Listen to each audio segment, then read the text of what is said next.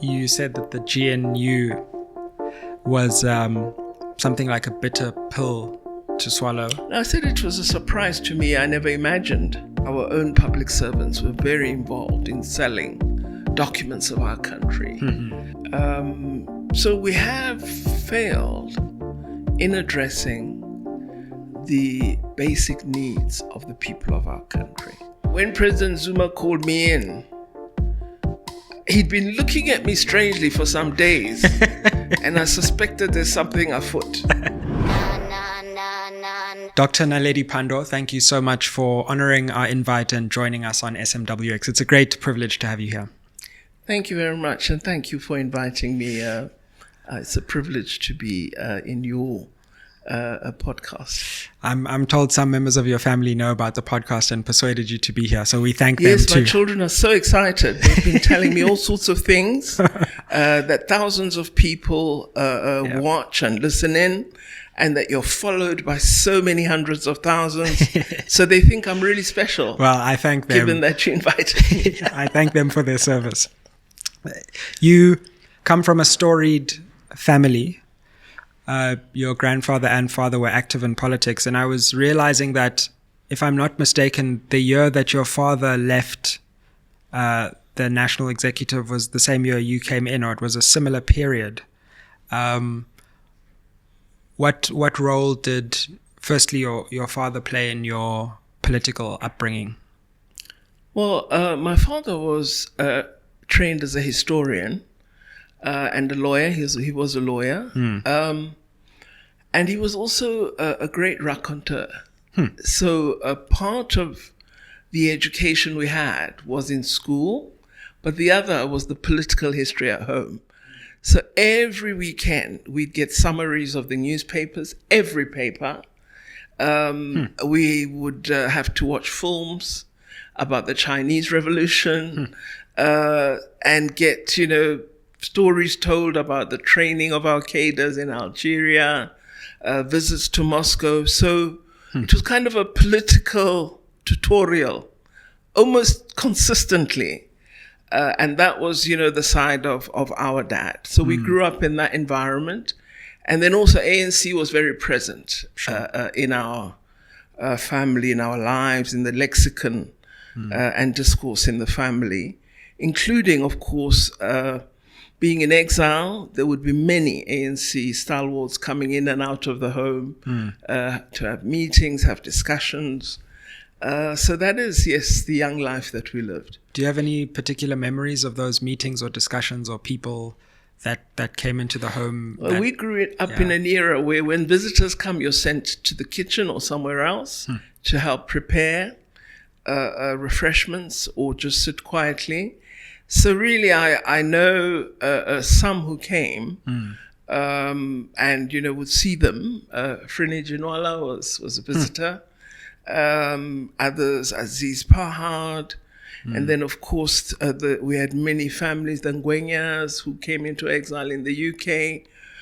So they would be in and out of the home. And I think that fact of these presence in our home really solidified this notion that we were temporarily wherever we were, and that one day our real home would be where we would be.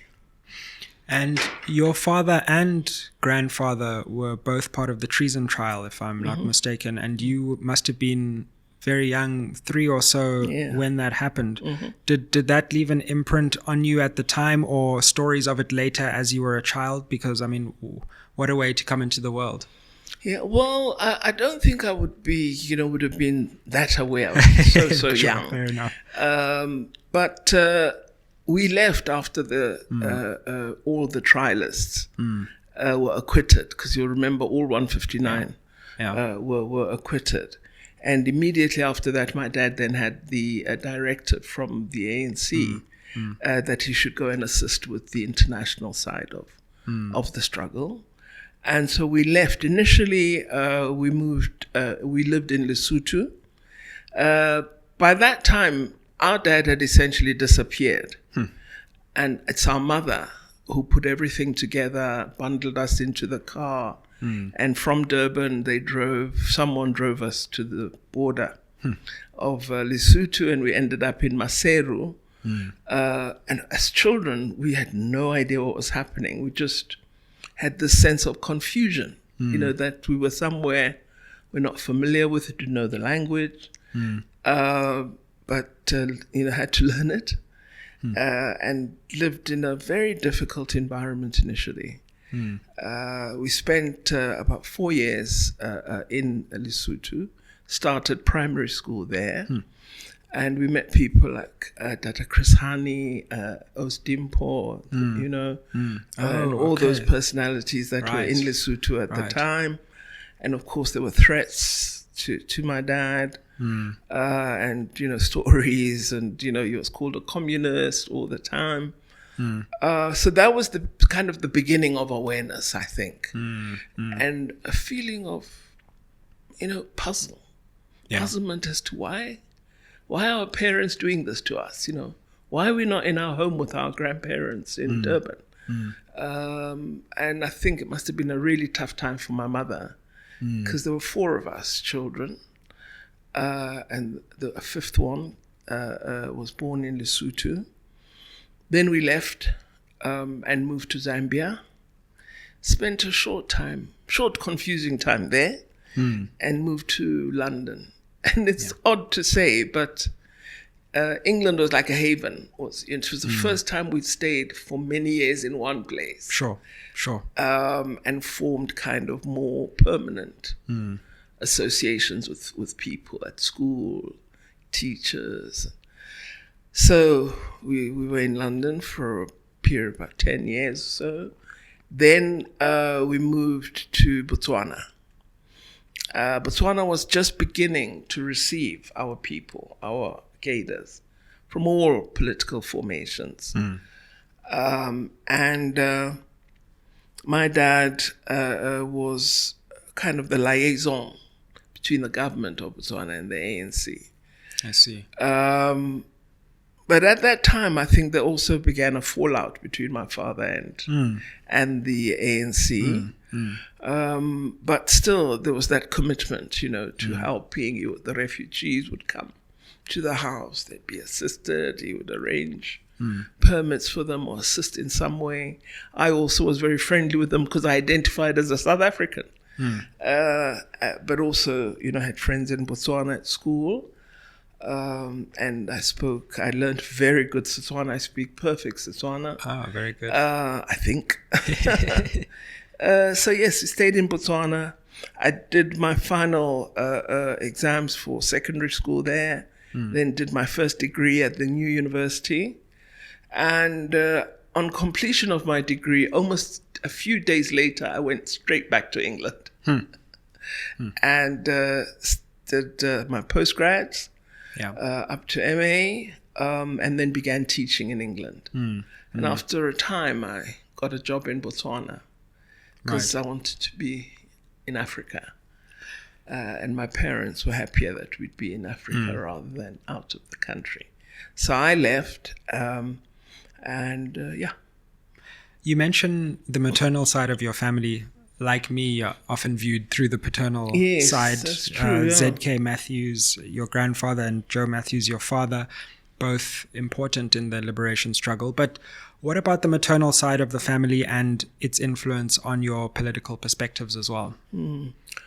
Well, my mother, really, I would compliment her for ensuring that all of us completed schooling properly. If it were not for her, I think we'd have been really useless gangsters. Because she was very firm, she's a very quiet, gentle person, but clear that, education was key for all of us, and that our circumstance of being political exiles didn't mean we should be careless about schooling. And so she was strict with us, ensured, we did what needed to be done. And I suspect was a great tattletale to my dad because we'd get hidings every time he came. So any bad behavior we thought would be reported. So we tended on the cautious side. She did odd things like one time I went to a school dance and, 2 or so hours later, one of my mates came and said, Naledi, your mum's at the door. She says, you got to come, you got to go home. And it was like 9 o'clock. I was so embarrassed because all my friends could hear and I had to leave because my mum's at the gate.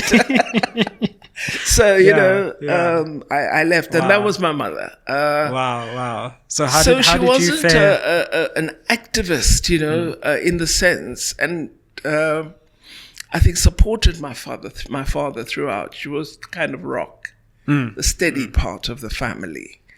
But was responsible for what we all became. I won't ask what you did at some of your children's dances, but let's hope that you weren't at the... I just picked them up. I didn't go to the door.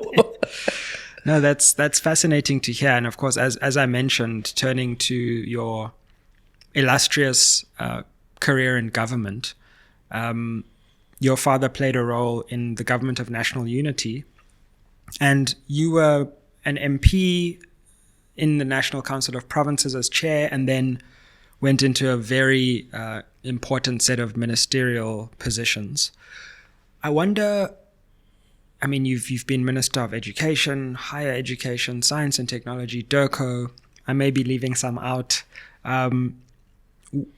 Which one of those was the toughest assignment, and which one was the most rewarding? The toughest was my first, which was education.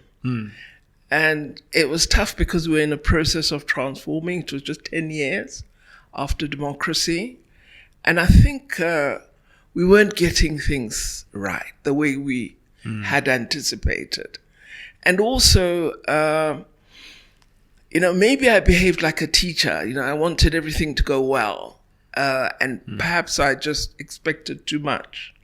So I clashed with some of the leaders in the union, the teachers' unions, and that was quite difficult because I thought that every black person understands that we've got to do well in education to advance black people. And, I came up against, no, but that's not more important than the rights of workers, or, things I hadn't been prepared for or expected. So it was tough, but it was my passion, so I enjoyed it. And, we did have progress.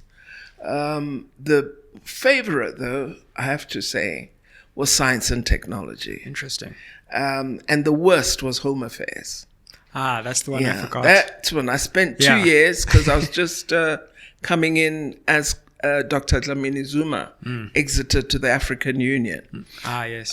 When President Zuma called me in, he'd been looking at me strangely for some days, and I suspected there's something afoot. When he called me to his office and sat me down and told me, honestly, I was like, what? Home affairs, me? And I was right to be horrified. It was difficult. But corruption was really the worst thing.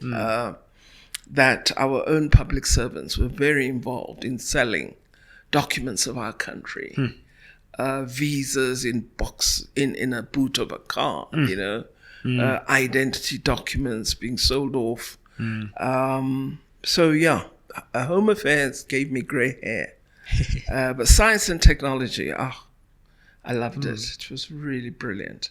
What was it about science and technology that drove that passion in you? You dealt with people who wanted excellence, which is my dream about Africa.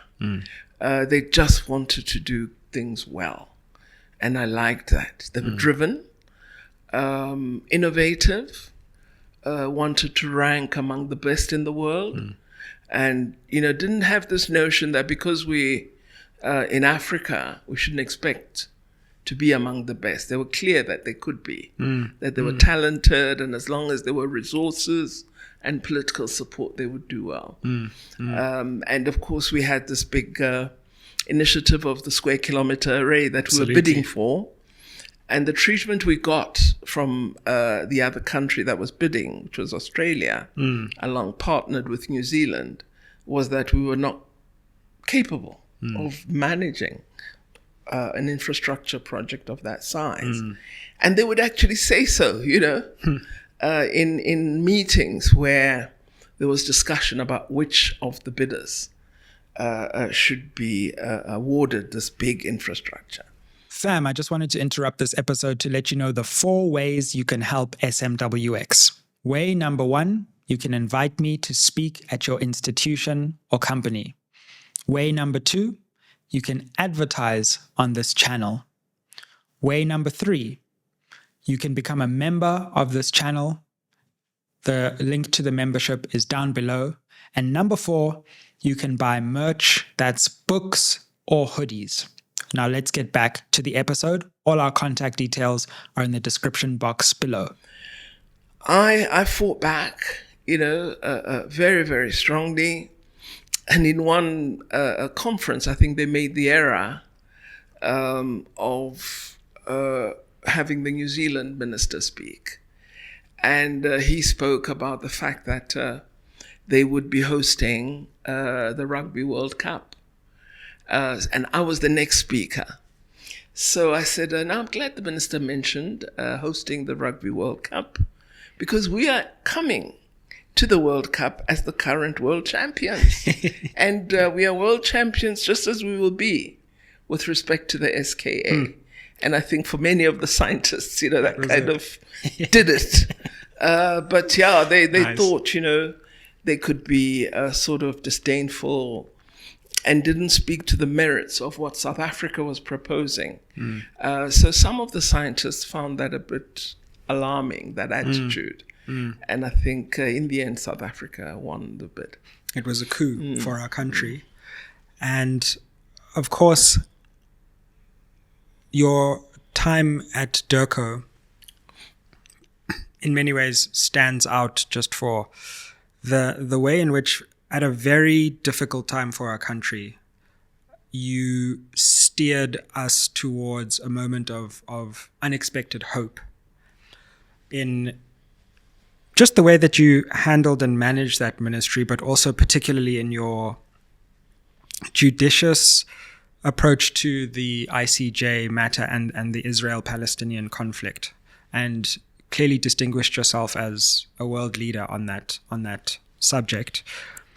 I'm so fascinated in how our position and also the strategic decision to approach the ICJ came about, and how that vision was seen through to fruition, at least in the first stage of the preliminary measures case. Thank you for the kind remarks, but really it's a South African government, because it was a cabinet decision. And so President Ramaphosa led on it. And throughout the process, we were in consultation with him. The person who really raised this matter of the Genocide Convention was Professor Dugard, right, who's a renowned human rights lawyer. And he was sending messages, not to me, because he doesn't know me really, personally, but through Ronnie Casserols. Right. And Ronnie Casserols was badgering me with these WhatsApps. Naledi, what about the Genocide Convention? There's genocide underway, And then, oddly, maybe they were writing to Minister Lamula as well, as Minister of Justice. But oddly, he sent me a note in cabinet one day and said, shouldn't we consider, because I used to report on the war every fortnight to cabinet and express my dismay at what was happening. So he sent me a note in cabinet saying, why don't we initiate an action utilizing the Genocide Convention? This was Minister Lamula. Okay. And he said, so I said, why don't you? He said, no, it resides under DIRCO's responsibility. So then I went back to the department convene a meeting because I was worried at what was happening to the Palestinian people. It, just was terrible, that onslaught, the number of people that were dying. This would be November, so already we'd had about 8 weeks of the bombing. And Zain Dango then explained, I said to him, convention, what does it say? Who are the signatories and so on? And what about ICJ? What do we do? And so on. So he and the team went away, came back, gave me a report. I said, let's prepare a memo and let's go to cabinet. So I informed the president before. Right. I don't know if I'm supposed to talk about this because I've just left cabinet, but anyway, I'm not saying anything. I hope I'm not saying anything that will get me into trouble. President Ramaphosa was supportive right through, even to the degree that he said, let me see the memo before you send it. I'd just like to read it. And I said, I'll need permission from the cabinet secretary to do it urgently because I couldn't go through, the cycle. The other thing was I didn't want this to become public before we had gone a long way down the line because I knew we were going to get a lot of, negative responses. So we kept it between myself, Zain Dango, President, Kanya Jele, and Minister Lamula. Got it done. I got the memo in, I presented, and I was so thrilled at the reaction. Some of the ministers said, why has it taken so long? Good, proceed, So we took the decision. I then asked that no statement be made until after we submit. Because this was just the CAB memo. We hadn't even drafted the legal documents yet, nor had we put a team together. So anyway, I was so lucky. Nobody leaked. We had this problem of leaking, both from ANC and sometimes even from cabinet. Right. But I made this appeal and no one said a word. Up till we submitted the legal documents to the ICJ. Then we made a public statement. And that helped a great deal because it blindsided everyone who was opposed and had given us time to prepare appropriately. We didn't have arguments in the public domain about the step we were taking because you have a lot of people in South Africa who are against what we have done, particularly the Zionist Federation and the South African Jewish Board of Deputies. So we didn't want to fall into, having a huge debate and argument in South Africa. We wanted to smooth the process. So even the Palestinians didn't know, just did it. We submitted and worked on it through Christmas Day, and finished. And President wanted to see everything, looked at every paragraph. Wow. And when he was happy, we submitted. Yeah. That's really to President Ramaphosa's credit because, as you say, I assumed that it was driven by you. Well, it's my department, but he really led from the front. Yeah, and because if we didn't have his support, you can't go to court on an international matter if the president of the country is not in support of the action. And it's interesting to hear that he was that involved in the detail of actually reading the drafts. Absolutely, Wow. He did. And that fateful day before the court has now gone down in legend. Wow. What were your feelings on that day? I was holding my breath throughout, because I didn't know how it would go. When the Israeli lawyer dropped one of his papers, I thought, we've shaken them, Yeah. I thought, okay, maybe. But for quite a number of weeks until we got the message that the court was ready to deliver the decisions, we were nervous because it's a multinational court. A number of the judges come from countries that are directly involved in supporting the state of Israel with arms and other needs. And so we didn't know, do the judges fall on the side of human rights law, or would it be national interest? We hoped it would be on the side of international law. And indeed, when we sat through the hearing, the minute that they said that it is plausible, we knew, yeah. And there were these Palestinian gentlemen, one this side, one there. They were squeezing my head. Squeezing, Wow. like this, as the judge continued, after that first two paragraphs. The first one was ambling. The second, they began to delve into it. And we got a sense that something, historic was about to be said. It was, it was an incredible few weeks and an amazing landmark moment for our country. Israel, perhaps predictably, of course, it was an important symbolic move and put a lot of pressure on the Israeli government. But Israel, in many ways, has continued almost unaffected. And I wonder what you make of, on the one hand, the symbolic importance of that moment, but also Israel's refusal to really take heed of the court's important statements and subsequent statements. Well, I look at it this way. Firstly, I think it's important for South Africa to test international law. The Genocide Convention is an established instrument. Israel is a signatory to it. We've allowed a lot of hypocrisy over many decades on international law practices. And Israel has enjoyed an amazing impunity and almost an invisibility, that they are protected by everybody because of the horror which all of us share of the Holocaust.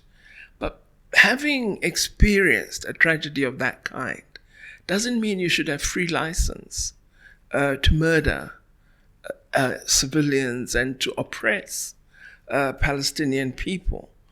So my view was it was important South Africa took the step, but also that finally impunity was being questioned in a global forum.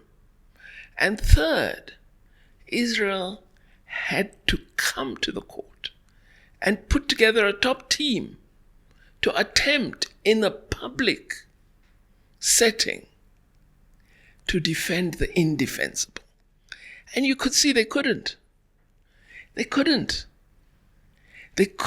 answer what the judges said in the final decision on the first application. You can't say, no, Minister so-and-so didn't say these are animals. You can't. So, they tried to say, well, statements in a heated environment. So for me, having all of this transparently revealed to the world was significant. And it's shocking how many people were unaware and how for the first time, for many, they were getting a revelation of the truth. Because this impunity has been supported by media as well. And it's almost given a veneer that whatever Israel does is related to the horrible experience of Jewish people under the Holocaust. So you almost erase the repression of Palestinian people. And it's been a clever way of granting this impunity. One of the things that was so powerful about that moment, as you say, is there was so much going on in the media landscape that one wasn't sure what to believe. Information was dripping through. And what our legal team and DIRCO were able to do through them and through those who spoke in the court that day was distill the issue and tell the story in a way that was unimpeachable, and suddenly you realized the horror of all that had happened in that narration. We had such an incredible legal team, very experienced people, and also in their own record, human rights lawyers. And they went factually through the issues that needed to be tabled. And I think after the case, everyone spoke of South Africa taking Israel to the ICJ for genocide. And there were many, even my own friend, Tony Blinken, who said that this is just, doesn't have merit, I think, is the statement he made.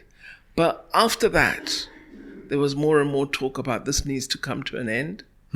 A solution needs to be found. And suddenly journalists began to look more closely at the information that was coming out. And that's when you saw the beginning of this fact-checking. Because there were all these horror stories that Hamas had done this, Hamas had beheaded, and so on and so forth. And yet the horror being, imposed on Palestinian people was not spoken of. So suddenly you began to hear voices for Palestine.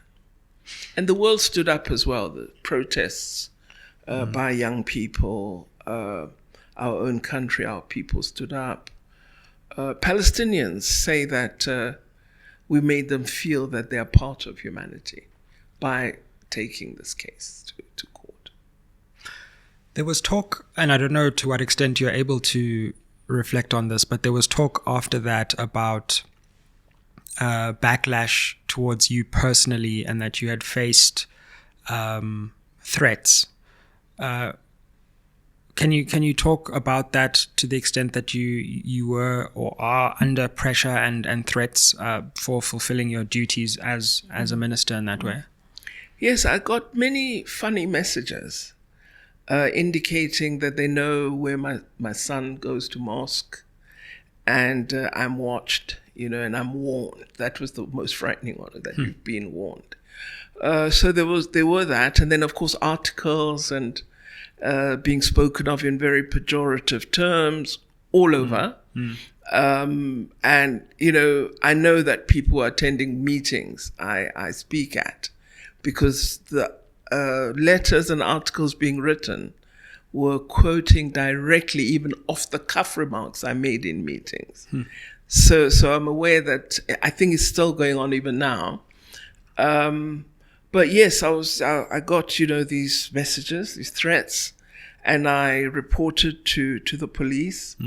And the minister did increase the security detail that I had normally. I'd never had more than 2 people, so I got another 2. So yeah, there was that, and it continues. There's an article now in the latest Economist, and it says South Africa's changing foreign policy. It's supposed to be based on a discussion they had with Minister Lamola as the new minister, but the whole thing is about me. How outrageous I am, what an angry person, divisive.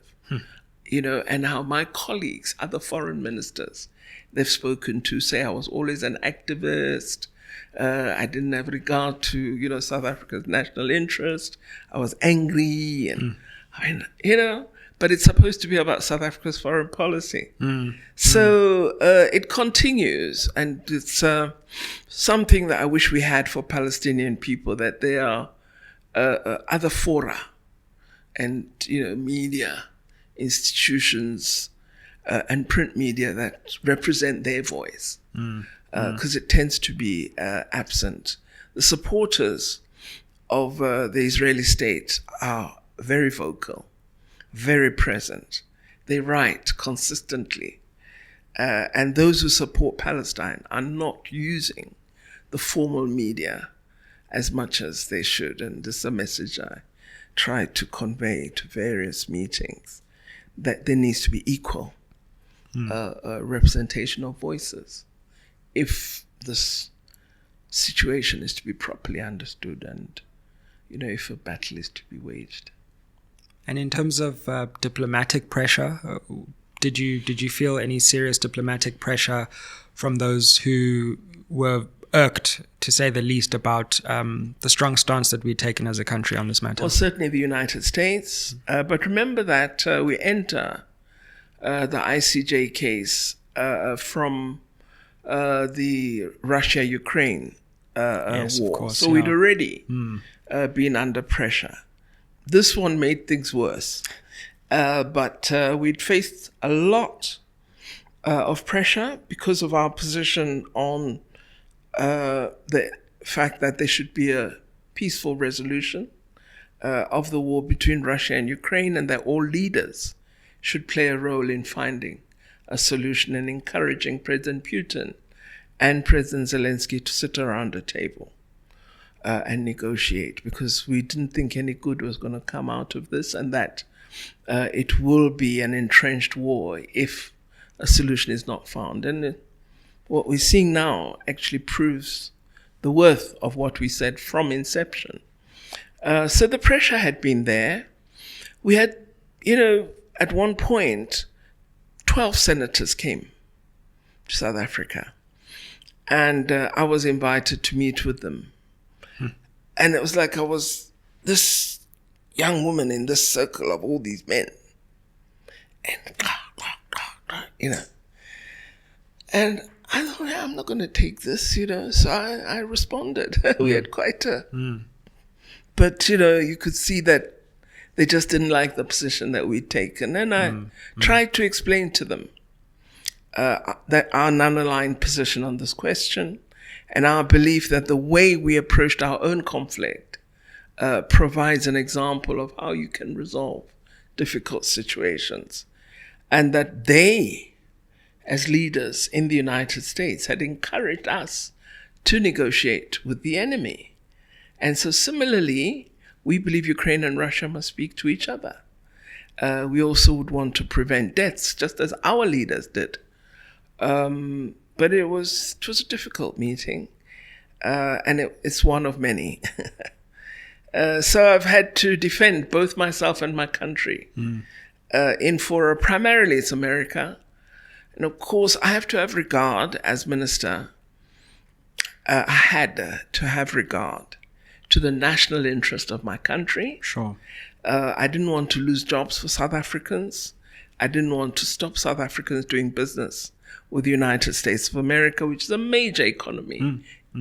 Whether we like it or not, it's a reality. Absolutely. So I didn't want to make enemies, but I grew up being taught that national interest doesn't mean selling out, doesn't mean losing your values and principles. So everywhere I went, I tried to explain. I did a visit to the United States to try and counter this attempt of introducing a bill to review the relation, because I knew where it could go. Yes. So I went to the US and I met with some House of Representatives members and senators in the Foreign Relations Committee. And I knew it's going to be, it was going to be very tough. But I got voices. We have friends, and I think we should, continue to use those friends. I also spoke to civil society and the old anti-apartheid movement, and I found they're still robust supporters of South Africa. So a lot of them continue to be involved in public life, and I think they can be our spokespersons. So I learned, it's tough, but you mustn't give up. In terms of our foreign policy now, are you concerned with the advent of a new coalition government in which the ANC cannot set foreign policy, perhaps with the same flexibility that it used to, or maybe it can, that there will be a deviation from the previous position, particularly on the Israel-Palestinian issue? No, I'm not concerned. I know the ANC, and I believe that they will hold to our foreign policy positions. And I think if the ANC wishes to retain its credibility, it has to hold. to those positions because they directly relate to the history, to the values, to the principles that are the essence, that are the core of the ANC. If they don't, it would be a major betrayal.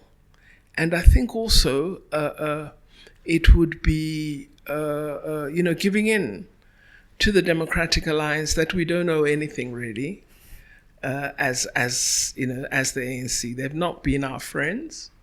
They've never, I don't recall, an occasion where they supported a policy position of the government. They may speak now in those terms, but even then it's still rare. They consistently, even while being in the government of national unity, try to separate themselves in terms of identity from the party that is the largest in the GNU. So I think knowing, as the leadership of the ANC does, that at every national Congress, the Congress adopts a resolution on Palestine, knowing the feeling of the ordinary member of the ANC, knowing the popular support for the cause of the Palestinian people, because from the streets and where I walk, ordinary people understand oppression. Knowing all of that, I think it would be a big mistake strategically to change this aspect of our foreign policy. There may be better diplomats than I was, but I think they can't change it. It would just be a disaster. And the members won't forgive. On that subject, in a recent interview, you said that the GNU was something like a bitter pill to swallow. I said it was a surprise to me. I never imagined that the ANC would have a government of national unity with the DA. Having observed the relationship over the 30 years of our democracy and really seen a DA that was very hostile toward the ANC. So I am wondering, what are the underlying interest and reasons for what we're seeing, and what will the outcome be? So I'm in terms of time, giving it 24 months, and I want to see at the end of that what we would have achieved. And I hope, because it's our country, and we must be supportive of our country succeeding, I hope that they will address the key concerns of the people of South Africa and do so in a consensual fashion.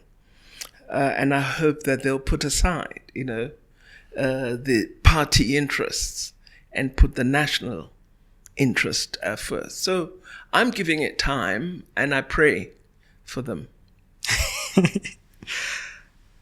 It's a fascinating moment in our country's history, and I wonder also what you make of the election.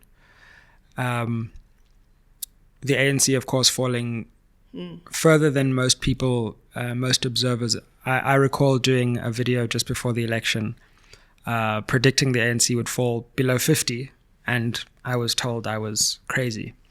For it to be just below 40 is massive. What did you make of that, and how do you analyze this moment politically for the ANC, which you have contributed so much of your life to?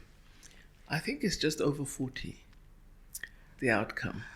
Depending on which but it ballot. is worse than I expected. Even on the day of elections, in the queue, when a journalist asked me, I said, no, we must get 50 plus. Yeah. So I didn't anticipate that we would do as badly. But I suspected, because, I went to the home of that auntie that I always go to during the election campaign. And she said, oh, nguwe kwakhona. Ndisela andisiboni izindlu. So we have failed in addressing the basic needs of the people of our country. Fam, you asked for some SMWX merch and we have delivered. I know you're always looking for ways to help support and grow this channel. So why don't you buy yourself an SMWX hoodie? Super comfy, super warm, and you can represent SMWX. You can check the link down below for how to buy your SMWX hoodie and help build and grow this channel so we can bring you more interviews, more analysis, and more educational insights. Now let's get back to it. I don't have an explanation for it because we do have resources. We have public revenue devoted to every area of basic need: water, housing, education. But somehow we have failed to address people's basic needs. We've done well for 30 years, in my view, looking at overall and where we come from. So I don't want to join the chorus that faults the ANC on everything. But there are strategic failures that I think the party must be reflecting on now. Well, certainly various political parties have their problems. The ANC probably is the least of those. I was interested in that you served under 3 different presidents. President Mbeki, President Zuma, and President Ramaphosa. And you alluded to an interesting anecdote recently of your experience with President Zuma earlier in this interview. What was it like serving under those 3 different presidents, and what do you think were their respective strengths and maybe even weaknesses? Oh gosh, I don't know about weaknesses. I'm sure, yeah. I wouldn't say it publicly. Strengths. President Mbeki was meticulous. I mean, every document would have been read. And he understood the different portfolios and knew his own mind on, what he wanted. So he was incredible. And he forced you to be an all-rounder. So, you would, he'd say, Naledi, present on this. And I say, no, but it's economics. Why are you not asking Rob Davies? And he said, what's that got to do with anything? So you just had to perform, right? Wow. And that was him. He expected the best from you, and he would test you, Really, really a hard taskmaster. Very sharp, but meticulous, as I say. He would have read. By the time an issue is discussed, he's prepared a set of notes on it. And he'll actually argue, debate, with the minister. Wow. In a meeting. Others take what ministers say at face value. He would question, no, but listen, Penuel, are you really saying da da da da? And Penuel said, yes, President. He said, but have you considered this? And by the time he's finished, you're either saying no, but I think this is correct, or you're saying no, I'll go and look at it again. Wow. That's what he was like. President Zuma, he was a lovely person. Just he's very, very kind, very warm, also very engaged. But I think not fully engaged on the detail of the various issues. But he was well read, for someone who they say didn't complete all primary schooling. He was a reader, and often I was surprised that he was well read and aware of issues, but detail was often a challenge, I think. And then also perhaps too kind, sometimes too accommodating. And so people take advantage of that. But lovely person, and I worked well with him, and he was approachable as well. You could go and talk to him if you had a problem, and he would help to address it. President Ramaphosa, he's interesting. He reads a balance sheet, boy. Really? You come in and you have something and present it, and it has financials to it. And then he goes, click, click, click, click, click, something. And then he'll say, 14 billion rand, 3,000 jobs. When you equate that to cost, that is 1 million, whatever. Is that really value for money? Wow. And he could do like in a second, in minutes. And you, oh my goodness. And you would have read the same memo, but you didn't get, to those numbers. So don't bring a memo to him with financials and you haven't done them thoroughly, because he's attentive to it, understands. And I think on occasions he has saved our economy, because some really mad numbers he's just said, forget it. This doesn't make sense. We're not going to go. We're not venturing in that. So all of them different skills, different areas of knowledge, but each bringing something different. Very interesting people. Yeah. It's a fascinating insight. I hope they don't listen to your well, podcast. I'm told many interesting people listen, but speaking of politics and the different presidents who've led South Africa, former President Zuma has taken a decision to leave. Well, it's never quite clear. I think he was recently expelled. He actually has a press conference as we speak, which will be interesting to watch. But historically, a former president founding another party, using MK, I don't know to what extent you're able to comment on these, but I wonder what you thought of that, having worked with President Zuma, knowing him, serving both within the ANC and in government, and what you made of that shift away from the ANC. I find it a very sad moment because, being in the ANC and being a leader of it is, it's historic. Because it's such an important and old liberation organization. It's an honor to lead it. Few have had that privilege. So I do feel saddened.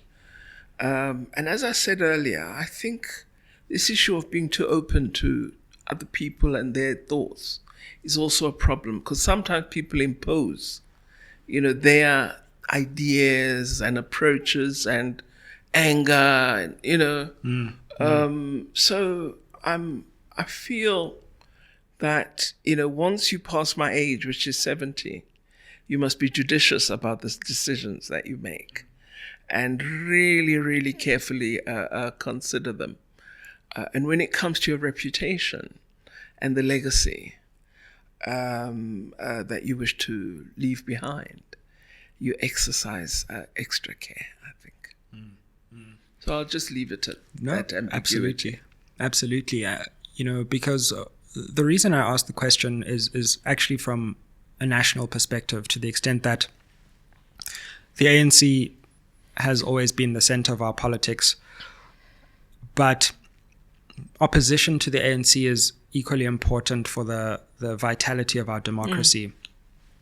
And I just wonder whether we are getting or whether we have got yet the right balance. Given that so many parties are part of government, what is the opposition doing to hold that government accountable, and whether we have the right kind of opposition?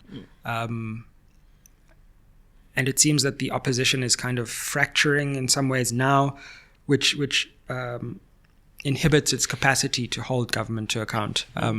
You've been in Parliament, you've been a minister. Any thoughts on the importance of opposition and what opposition needs to do in this moment where we have a huge coalition bloc in government?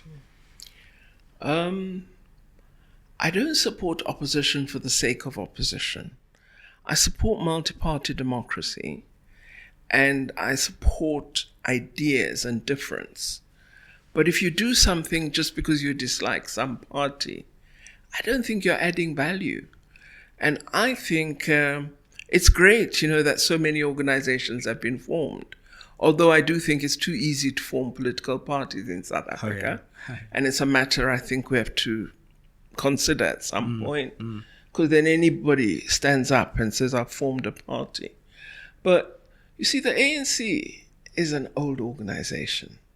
It took many years for them to inculcate the heart, the knowledge, the love, the interest that the people now have in it. Not everyone, but quite a significant number. And over that period, I've been speaking recently about attributes of struggle that I believe are absent in Palestine and which they may need to learn from the South African history of struggle. The ANC got to a point where they matured sufficiently to theorize their political practice. And they really, I mean, when you are in an ANC meeting, I used to be in the NEC, I served 3 terms. They debate, they discuss, they examine, sometimes to a point of irritation, but they really consider. So that's something you can't defeat in a year or 2 or easily. And if you establish yourself and believe by existing you are politically mature, you're making a mistake. You're going to need to do much more work. You have to develop your political ideology. You have to understand what your identity is and develop an ability to share and secure support for that identity among the people. And South Africans have a particular set of attitudes. I think they don't like untidiness. I think they're against unfair conflict. They're a very fair people. And I'm making generalizations here about our people. But I have a sense that if South Africans feel you just insult Jacob Zuma all the time, they're not necessarily going to support you. They might in the first flash of excitement, but then they begin to say, no, man, does this really change our lives? Is this really going to make a difference? Shouldn't we be having something more? So to really be able to defeat the ANC or surpass it, a lot of work. Yeah. A lot of work is needed. It doesn't happen in an instance. And my worry about some of the parties that perhaps had the possibility, of being more successful, is they celebrate too quickly. They become triumphalists too quickly. They're not sufficiently thoughtful. The ANC doubts itself after 112 years. It questions itself. And you've been in existence for 10 years and you think you're God. I mean, really, So I think that it's good to have opposition, but you've got to have much more than merely being against.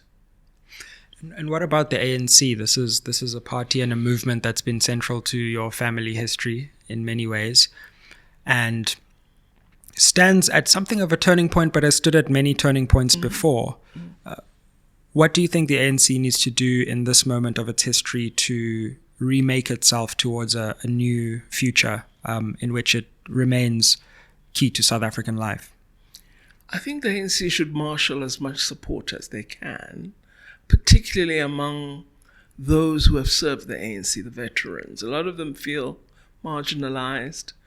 A lot of ordinary members feel that they don't appear to matter. So there's disillusionment. And I think as a leader or a parent, you can't ignore that. So there's a lot of work to be done on the ground. And what we have to get rid of, is the sense that when I'm a leader, I'm supreme and I can become arrogant and so on. We've got to learn humility. You've got to learn approaching people with an intention to bring them into the fold. And I think at present, many people feel neglected. That is the sense I get when I work with branches on the ground, that you don't get sufficient attention. Even during the campaign, in some branches or areas, they said The leaders haven't come here. They only went to this area. They didn't come to this. So you've got to be attentive, to all of those things, because you're dealing with a huge family. And you have to organize yourself in a manner that allows you to touch each member of the family in some way. It won't be perfect, but when they see you making that attempt, I think they'll say, okay. So we've got to address that arrogance, distance, crookery, dishonesty. All those things need attention. I have just one more question. How did you get a PhD while all of this was happening? I remember just as I was coming to the end of my PhD, I read that article that you wrote in the Mail and Guardian talking about your journey, and it helped give me the final push for mine. But that must have been a fascinating intellectual journey right at the moment where you were also engaged in, the highest levels of government leadership. Oh, gosh. I worked really hard. Yeah. And I had the support from my family. So essentially, it became my job and the PhD. Everything else, really birthdays, lunches, I just focused on the work that I needed to do.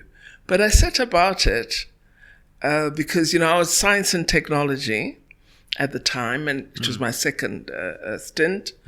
And everybody used to call me Naledi, Dr. Pandor or Professor Pandor. Right. And I'd be correcting, I'm not doctor, I don't have a PhD.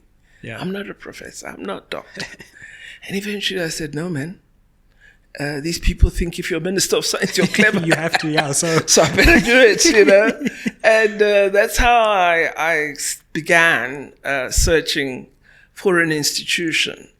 I met various academics, and it was Professor Nkomo that I spoke to eventually, gave me the best advice and said, you realize, what you're setting about? He said, I think you can do it. And he asked me, he said, don't choose a supervisor yet, but just what do you want to research? Give me an idea.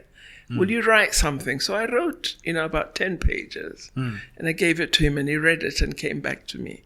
And he said, I think you need to work with Professor Suhule at University of Pretoria. So that's how the journey began. I spoke to, a few people first, and he understood my interest in transformation of higher education and thought that's the perfect institution. Did it teach you anything about your work in government once you'd finished the PhD? Indeed it did, because I took quite a close look at our progress in transforming higher education. Sure. I wouldn't like to be there when you were scrutinizing a document. Yes, and then identified also missteps that we'd taken. At times, we had agreed on particular policy areas. But then when the final policy was adopted, certain things were left out. For example, I discovered that there had been quite detailed discussion about funding historically disadvantaged institutions, former black universities, which would have been an excellent step and a necessary one. But at the end, when they decided the funding formula, they applied it in the same fashion to all institutions. But there had been that proposal, which I think would have advanced, excellence and quality, especially in University of Limpopo, Forte, Zululand, and others. So those sorts of things, the policy missteps, the debates, the discussions, the students, this decolonization or, decoloniality,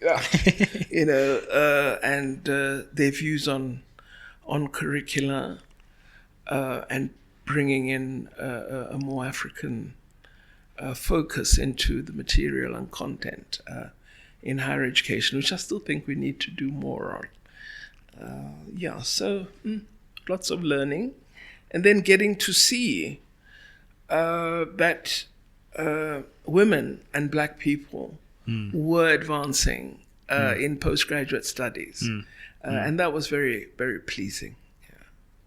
Well, Dr. Pandor, thank you firstly for just your incredible contributions to our country and for being such an important example of leadership. And last but not least, for gracing our platform with your presence. We really appreciate it. Thank you. Thank you very much for the opportunity, and I wish you strength in the excellent work that you're doing. Thank you. In the environment, very important environment of the media, where you shape ideas and opinions. So thank you for the opportunity. Thank you. We appreciate it. Aye.